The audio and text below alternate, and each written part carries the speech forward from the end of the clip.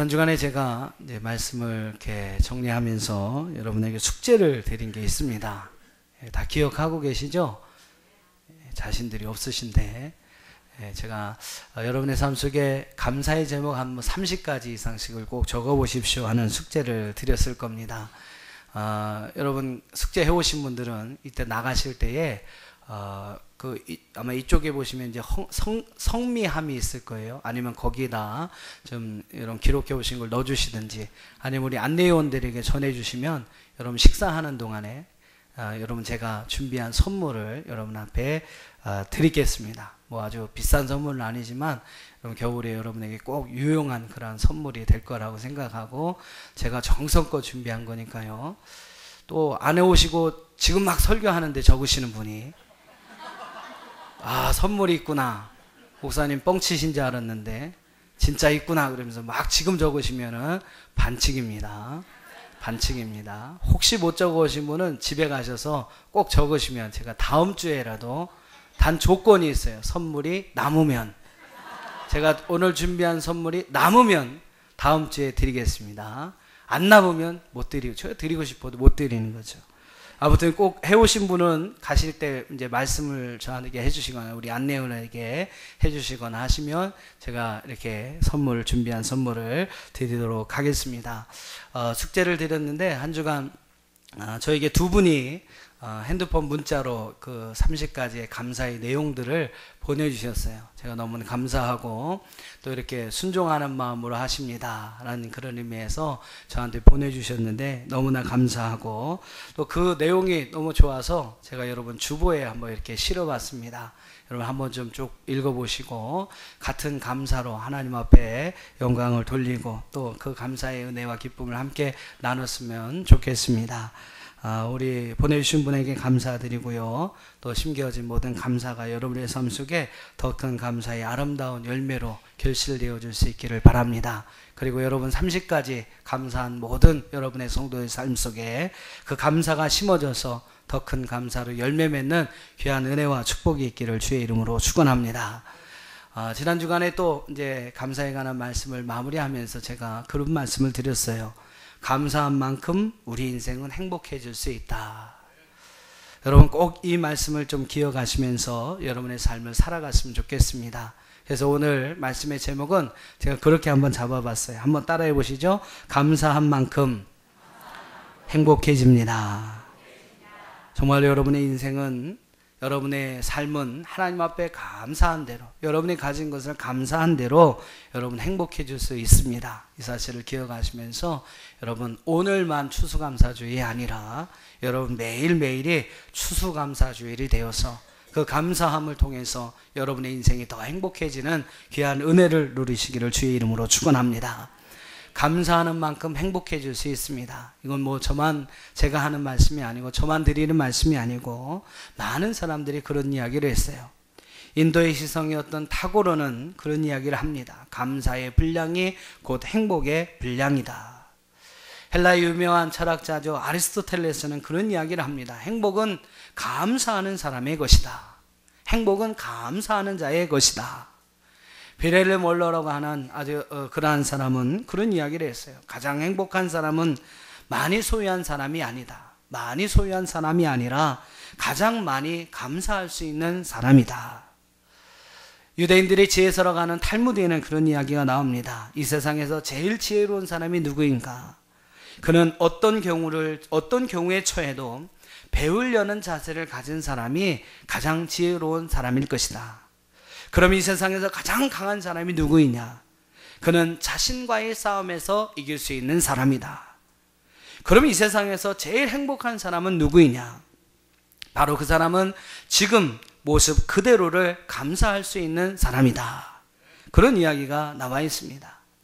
여러분 감사한 만큼 우리 인생은 행복해질 수가 있습니다. 우리 한번 옆에 계신 분하고 그렇게 좀 인사합시다. 감사한 만큼 행복해집니다.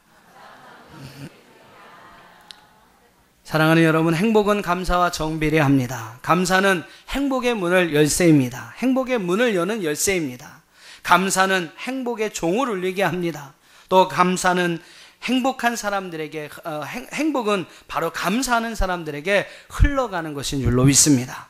여러분 이 사실을 늘 기억하면서 감사하면서 행복한 삶을 살아가시기를 주님의 이름으로 축원합니다.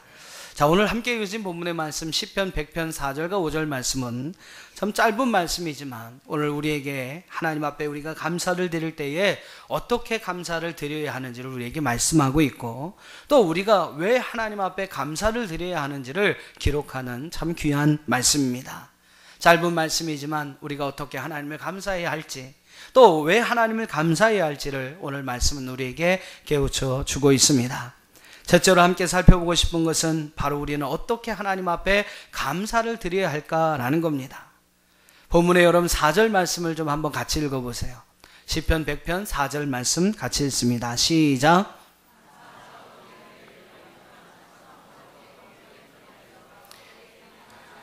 그의 이름을 송축할지어다. 할렐루야. 자, 오늘 본문의 말씀 전반부의 말씀 보면 감사함으로 그의 문에 들어가며 찬송함으로 그의 궁전에 들어가서 라는 말씀이 나오고 있습니다. 그의 문에 들어가서 감사하고 그의 궁전에 들어가서 감사하라고 말씀하고 있어요. 요즘 말로 이야기하면 예배당에 가서 교회에 가서 하나님 앞에 감사를 드려야 한다라는 말입니다. 하나님께 여러분 감사하는 자의 가장 기본적인 모습이 있어요. 하나님 앞에 감사함으로 살아가는 자의 가장 기본적인 모습은 먼저 하나님의 전에 나와야 합니다. 하나님의 은혜를 사모하며 하나님 전에 달려나와서 하나님 앞에 예배하는 삶을 살아가는 것, 여러분 그것이 바로 하나님께 감사하는 자의 가장 기본이 되는 모습이라는 겁니다. 사랑하는 여러분, 하나님께 감사하십니까? 여러분 하나님의 은혜와 사랑에 감사하십니까? 매일매일 주님의 은혜를 사모하며 하나님의 거룩한 전에 나와 하나님의 은혜를 사모하며 하나님을 예배하는 저와 여러분이 될 수 있기를 주님의 이름으로 축원합니다.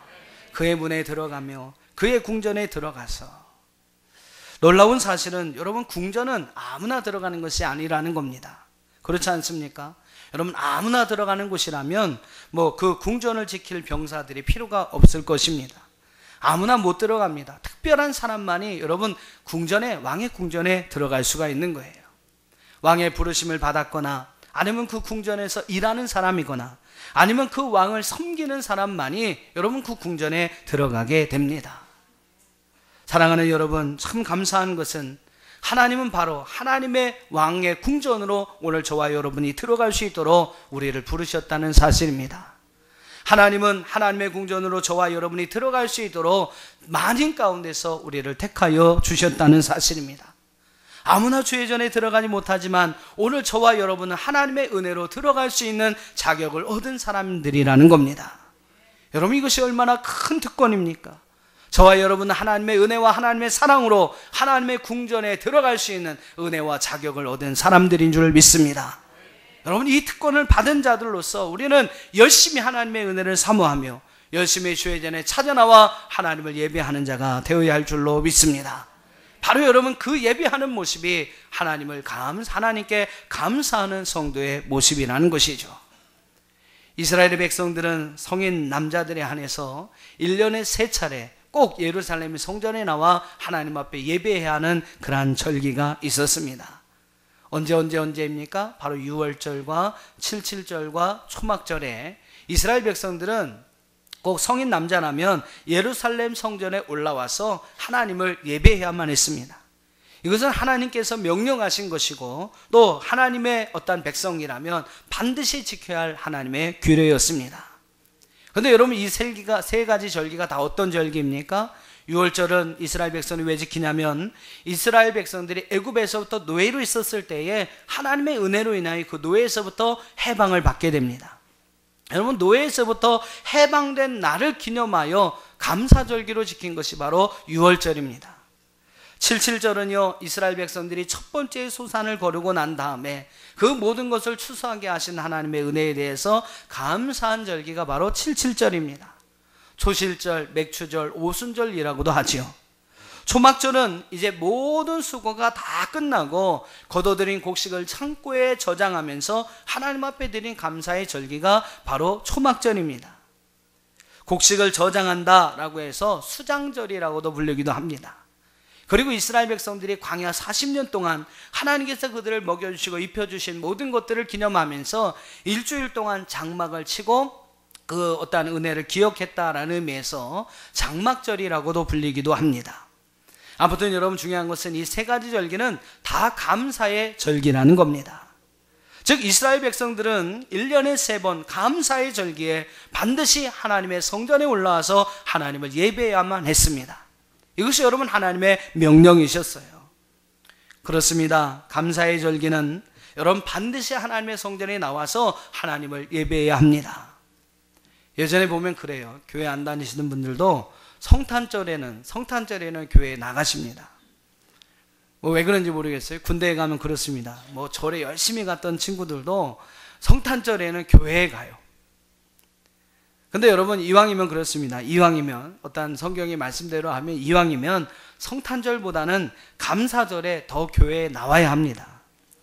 성탄절에 뭐를 줘서 나오시는지 모르겠지만 아무튼 성탄절보다는 어떤 의미에서 하나님께서 우리에게 명령하신 날은 감사의 절기에 하나님 앞에 나와서 하나님을 예배해야 한다라는 겁니다. 성탄절에도 여러분 의미가 있습니다만 더 중요한 것은 감사절에 하나님 앞에 나와 하나님을 예배하는 것도 의미가 있는 것입니다. 그런 의미 때문에 이제 많은 교회들이 감사절기에 총동원 주일이나 전도 주일을 택하여서 지키는 경우들이 있습니다.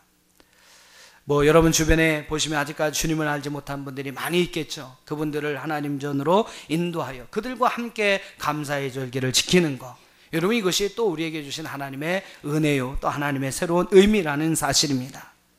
사랑하는 성도 여러분, 이 감사의 절기에 하나님 전에 나와 하나님을 예배하는 저와 여러분이 되기를 바랍니다. 바로 이것이 하나님 앞에 감사하는 성도의 기본적인 모습이라는 것이죠. 또 4절 하반절의 말씀 보면 그의 이름을 송축할지어다 라고 했습니다. 여러분 하나님 앞에 감사하는 자는 하나님의 이름을 송축해야 합니다. 송축이란 말은 무슨 말이냐면 무릎을 꿇고 상대방을 높일 때 쓰는 말이 여러분 송축하다라는 말입니다. 시편 95편 6절의 말씀 보면 오라 우리가 굽혀 경배하며 우리를 지으신 여호와 앞에 무릎을 꿇자라고 이야기를 합니다. 여러분 이것이 바로 송축하는 자의 모습이고 바로 이것이 하나님 앞에 감사하는 자의 모습이라는 것이죠. 하나님 앞에 나와 굽혀 하나님 앞에 경배하고 또 하나님 앞에 무릎을 꿇는 것, 여러분 이것이 바로 감사하는 성도의 모습이라는 것입니다. 옛날 영국의 어느 국왕이 마차를 타고 궁궐을 나갑니다. 그럼 여러분 보통 어떻습니까? 뭐 경비병들이나 또 이제 많은 백성들이 왕에게 어떠한 경의를 표하기 위하여 땅에 엎드립니다. 걸음을 멈추고 엎드려서 경의를 표하게 되죠.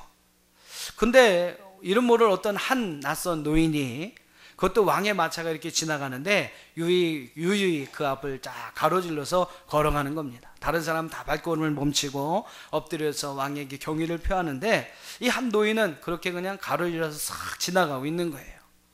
그러니까 여러분 당황한 것은 왕과 그 뒤를 따르는 신하들이 당황을 한 겁니다. 그래서 한 신하가 쫓아가가지고 그 노인의 무례함을 이제 나무라면서 이야기를 하는 거예요. 그때 이 노인이 하는 얘기를 여러분 들어보십시오. 뭐라고 이야기를 하냐면 나도 왕입니다. 이게 막 깜짝 놀라는 거예요. 혹시 왕이 노인 복장을 하고 나타난 것이 아닌가? 그러니까 나도 왕입니다. 그럼 어느 나라 왕이십니까? 나도 왕이니까 왕으로서 같은 왕에게 무릎을 꿇을 필요가 없습니다. 그러는 거예요.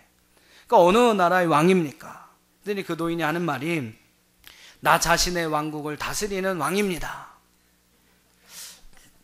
별로 재미없는 이야기인가요? 나 자신의 왕국을 다스리는 왕입니다 라고 이야기를 하더라는 겁니다. 그러니까 여러분 어떻게 보면 말은 되죠. 나 자신의 왕국을 다스리는 내가 왕이다, 나는 왕이다.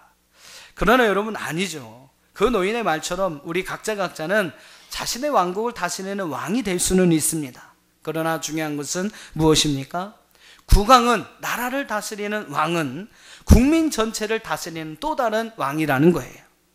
비록 내가 내 자신을 다스리는 왕이라고 할지라도 내가 속해 있는 이 나라를 다스리는 그 왕의 앞에 무릎을 꿇고 경의를 표하는 것은 당연한 것입니다. 그렇게 하지 못한다면 그는 그 나라에서 추방을 당해야 하죠. 그렇게 하지 못한다면 그는 그 나라의 백성으로 누릴 수 있는 여러 가지 혜택을 누리지 못하게 될 것입니다. 여러분, 마찬가지라는 거예요. 우리는 만왕의 왕이시며 만유의 주가 되시며 모든 인생을 다스리고 통치하시는 하나님 앞에 무릎을 꿇어야 합니다. 그분을 우리의 왕으로 섬기고 존중해야 합니다. 우리를 다스리고 통치하시는 하나님으로 인정을 해야 합니다. 국왕에게 무릎을 꿇고 그분의 권위를 인정하면 그 나라의 백성으로 그 나라의 보호를 받게 됩니다. 어딜 가든지 여러분 그 나라의 백성으로서 보호를 받을 수 있는 길이 열려지게 돼요. 여러분, 우리도 마찬가지라는 거죠. 우리가 하나님 앞에 무릎을 꿇고 그분 앞에 굽혀 그분을 경배하면 이 세상의 통치자, 주관자가 되시는 우리 하나님께서 우리를 지켜주시고 우리를 보호하여 주실 줄로 믿습니다. 여러분, 그런 의미에서 우리는 하나님 앞에 굽혀 경배하며 하나님의 이름을 송축해야 하는 의무가 저와 여러분 가운데 있다라는 거예요. 사랑하는 성도 여러분, 지금 우리가 살아가는 이 세상은 어떤 세상입니까? 여러분, 온갖 이를 모를 그러한 질병들이 우리의 건강을, 우리의 생명을 위협하는 시대가 바로 지금입니다. 온갖 위험들이 도사리고 있는 시대가 바로 여러분 지금 우리가 살아가고 있는 이 시대예요. 여러분, 엊그저께 뉴스를 통해서 보셨겠습니다만 공사장에서 서 있는 천공기라는 것이 넘어져서 지나가는 차량을 덮쳐버렸습니다. 인터넷에 올라온 동영상을 제가 봤는데 그 천공기가 넘어질 때 그 바로 뒤에 쫓아가던 버스에 있던 블랙박스의 어떤 그 화면을 이제 동영상에 올려서 그걸 봤는데요. 버스가 이렇게 지나가다가 그게 확 넘어지니까 그냥 그 차는 확 섰습니다. 그러니까 여러분 1초, 2초만 늦으면 그 시내버스가 그 천공기에 깔릴 수밖에 없었죠. 그런데 1초, 2초 차이로 이 버스는 그 앞에서 딱 멈췄어요. 그런데 그 버스 앞을 지나가던 자가용은 그 천공기에 깔려서 그 운전사가 그 자리에서 직사하게 되었습니다. 여러분, 우리는 언제 이런 위험을 당할지 모릅니다. 산업이 발전하지만 여러분 위험적인 요소들이 너무나 많이 도사리고 있는 이 시대를 우리가 살아가고 있어요. 여러분, 돈이 아무리 중요하다고 얘기하지만 열심히 돈을 벌어서 모아놓으면 뭐 하겠습니까? 병이 들면요 순식간에 수술비로 몇 천만 원이 날아갑니다. 잘못해서 어떤 사건 하나가 터져버리면 순식간에 모아놓은 게 다 없어져요. 모아놓는 데는 오랜 시간, 오랜 노력이 걸리지만 여러분 날아가는 것은 한순간입니다. 솔직히 여러분, 하나님의 도우심이 없이는 살아갈 수 없는 이 시대를 우리는 살고 있다라는 겁니다. 내 힘으로 안 되는 거, 내 힘으로 살 수 없는 그 시대가 여러분 바로 저와 여러분이 살아가고 있는 지금 이 시대인 줄 믿습니다. 그런 질병을 내가 걸릴 수도 있어요. 그 병으로 내 생명이 다할 수 있습니다. 생각지도 않았던 사고로 목숨을 잃을 수도 있어요. 여러분, 이런 시대 속에서 우리는 하나님의 도움을 구하며 그 도움과 보호하심과 인도하심 가운데 우리의 삶을 살아가야 될 줄로 믿습니다. 세상의 주관자요, 만물의 창조주요, 우리 모든 인생을 섭리하시는 여러분 하나님의 도움으로 우리는 살아가야 될 줄로 믿습니다. 그런데 여러분, 그 도움을 받는 방법이 무엇입니까? 바로 오늘 말씀과 같이 여호와의 이름을 송축하는 것입니다.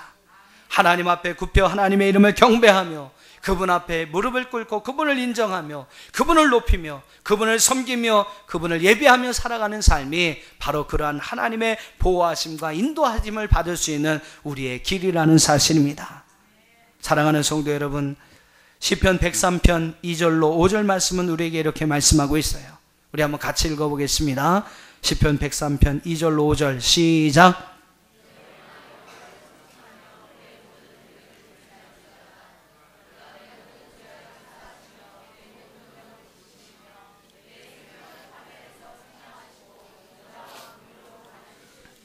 좋은 것으로 내 소원을 만족하게 하사 내 청춘을 독수리같이 새롭게 하시는도다. 할렐루야. 여러분, 여호와를 송축하며 여러분의 삶을 살아갈 때 우리는 하나님은 우리의 모든 죄악을 사하여 주실 것이고 모든 우리의 병을 고쳐주시며 생명을 파멸에서부터 속량하여 주시고 인자와 긍휼로 간을 씌워주시며 우리에게 좋은 것으로 우리의 소원을 만족하게 하여 주실 줄로 믿습니다. 날마다 여러분 새 힘과 새 능력을 주셔서 독수리같이 우리를 새롭게 하여 주실 줄로 믿습니다. 여러분, 바로 여호와를 송축하는 자에게 이와 같은 하나님의 보호하심과 인도하심이 있다라는 거예요. 사랑하는 성도 여러분, 여호와를 송축하며 살아가시길 주의 이름으로 축원합니다. 바로 여호와를 송축하며 살아가는 것이 우리가 하나님의 은혜에 감사하는 자의 모습이라는 것이죠. 두 번째로, 그렇다면 우리가 왜 하나님께 감사해야 합니까? 5절 말씀을 여러분 한번 읽어보세요. 우리가 왜 하나님 앞에 감사해야 합니까? 5절 시작.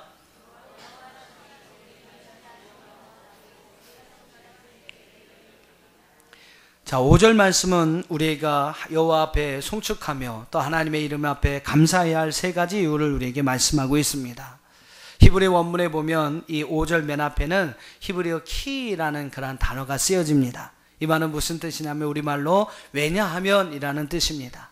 즉 4절 말씀 같이 우리가 해야 하는 이유가 무엇이냐면 바로 5절 말씀 때문이라는 거예요. 세 가지를 우리에게 말씀하고 있죠. 바로 여호와의 선하심 때문에, 또한 그분의 인자하심 때문에, 또한 그분의 성실하심 때문에 오늘 우리가 하나님께 감사해야 한다라는 것입니다. 여러분, 이 말씀을 보면요, 특별히 중요한 사실은 오늘 시편의 저자는 우리가 하나님 앞에 감사해야 하는 이유에 대해서 우리의 조건을 이야기하고 있지 않습니다. 다시 말해서 우리가 감사해야 하는 이유는 감사할 수 있는 어떠한 조건 때문에 감사해야 하는 것이 아니라 바로 하나님의 성품 때문에, 그 성품에서 나오는 하나님의 은혜 때문에 우리가 감사해야 한다라고 이야기를 하고 있습니다. 여러분, 중요한 말씀인데 좀 이해가 가시는지 모르겠습니다. 제가 다시 한번 설명을 해볼게요. 5절 말씀에서 특별히 시편의 저자는 우리가 감사해야 할 세 가지 이유를 이야기해요. 우리는 보통 여러분 어떻습니까? 감사할 일이 있으니까 감사하지 않습니까? 승진해서 감사하고, 잘돼서 감사하고, 합격해서 감사하고, 더 좋은 집으로 이사를 해서 감사합니다. 아무튼 여러분 좋은 일이 있어서, 어떠한 이유가 있어서 감사하죠. 하지만 오늘 시편의 저자는 감사한 이유가 그것이 아니었습니다. 어떠한 이유, 좋은 일이 있어서 하나님께 감사하는 것이 아니라 바로 하나님의 성품 때문에 감사하고 있어요. 하나님이 가지신 그 성품, 그 성품에서 나오는 은혜 때문에 그는 감사하고 있습니다. 사랑하는 여러분, 하나님은 어떤 성품을 가지고 계신 분이십니까? 5절 말씀은 세 가지를 우리에게 이야기해요. 첫째는 바로 그분은 선하신 분이십니다. 할렐루야. 여러분, 하나님은 선하신 분이십니다. 우리에게 언제나 선을 베푸시는 하나님이세요. 우리에게 언제나 좋은 것을 주시는 하나님이십니다. 친절하시고 자애로우신 분이 바로 하나님이세요. 한마디로 얘기하면 그분은 참 착한 분이십니다. 악을 악으로 갚지 아니하시고 늘 선으로 대해주시는 분이 하나님이세요. 악한 자를 악으로 대하지 아니하시고 선으로 갚아주시는 분이 바로 우리 하나님이십니다. 또 하나님은 어떤 분이십니까? 그분은 인자하신 분이십니다. 인자하심이 영원한 분이신 줄로 믿습니다. 긍휼이 풍성하신 아버지, 또한 언제나 우리를 용서하시고 용납하시는 하나님 아버지, 영원히 그렇게 하시는 분이 바로 우리 하나님이시라는 거예요. 우리에게 노하기를 더디하시고 우리를 불쌍히 여기시되 끝까지 우리를 사랑하시고 용서하시는 분이 바로 우리 하나님이신 줄로 믿습니다. 바로 여러분, 그분의 인자하심이 영원하기 때문에 우리가 하나님께 감사해야 한다라고 이야기를 해요. 또 세 번째는 뭐라고 이야기합니까? 그분은 성실하신 분이십니다. 특별히 그 성실하심이 변함이 없으시다라고 이야기를 합니다. 여러분, 우리는 정말로 사람을 믿으면 여러분 믿는 도끼에 발등을 지킬 수 있지 않습니까? 그러나 하나님은 정말로 우리가 믿을 만한 분이라는 사실을 오늘 본문은 우리에게 말씀하고 있는 거예요. 사람은 변덕이 심합니다. 여러분, 그렇지 않습니까? 10가지를 잘 해줘도요, 한 가지만 잘못하면 그 한 가지 때문에 삐칩니다. 저도 생각해 보니까 저도 그렇더라고요. 여러분도 한번 생각해 보시면 아마 여러분도 그럴 거예요. 10가지 잘해주면 10가지 잘해준 건 절대 기억을 안 하고요, 한 가지 서운하게 한 거, 한 가지 잘못한 거 가지고 삐치는 거예요. 말도 안 하는 겁니다. 어제까지는 그렇게 잘하셨는데 어느 순간 그냥 확 달라져 버리는 거예요. 여러분, 사람은 그렇지만 우리 하나님은 그렇지 않다라는 거예요. 성실하심이 변함이 없으신 분이라고 오늘 시편의 저자는 우리에게 말씀하고 있습니다. 언제나 변함없는 사랑으로 우리를 사랑하시고 우리를 이해하시고 우리를 인도하시는 하나님이심을 말씀하고 있어요. 그래서 그분은 우리가 신뢰할 만한 분이라는 사실입니다.